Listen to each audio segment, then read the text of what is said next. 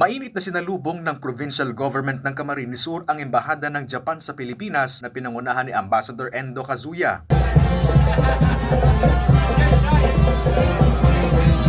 Dumiretso sa Capitol Complex si Ambassador Endo Kazuya para sa courtesy visit kay Camsur Governor El Rey Villafuerte. Ayon kay Japanese Ambassador to the Philippines Endo Kazuya, na unang bumisita sa Camsur, natalakay niya kay Governor El Rey Villafuerte ang kanyang suporta sa mga programa ng probinsya tulad ng itinatayong food processing, training programs, mga programa sa kalusugan at investments. We have also been supporting various small-scale projects, including the public health or the promotion of the food processing training in this province.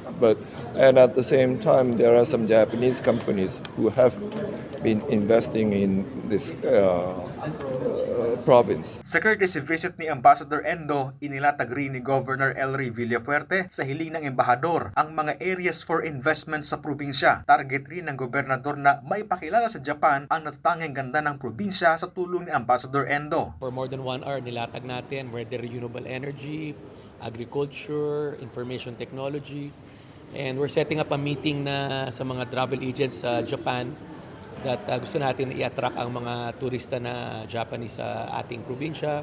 Mahilig silang mag-golf, mahilig silang mag-beach, mahilig silang mag-adventure tourism. So sabi ko, if I have to go to Japan to meet with these people, mi-meet natin.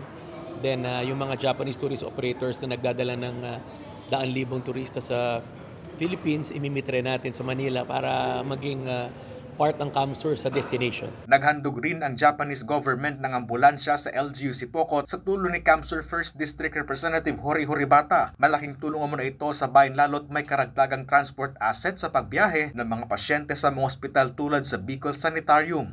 Thank you so much po to our beloved Ambassador Endo from Japan. Finally, meron na po tayong ambulance galing po sa Japan in Sipocot, Camarines Sur 1st District. Malaking bagay po. Una-una, there's so many cases na kulang yung ambulance, and para if you have ambulance po, mabilis po yung delivery ng patient to the hospital. And pwede rin sa district hospital, pwede rin po sa sanitarium. Tiniyak rin ni Ambassador Endo na lalalim pa ang ugnayan ng Japanese government at ng Camarines Sur, lalo't nakatakdang gunitain ngayong taon ang 70th anniversary ng diplomatic ties ng Pilipinas at Japan. And I hope that we could also deepen our ties between Japan and the province. And this year also marks the 70th anniversary of our friendship between the Philippines and Japan. And I hope that utilizing this commemorative year, we could further deepen our ties between the friends in the province and Japan. Chris Novello, CSN.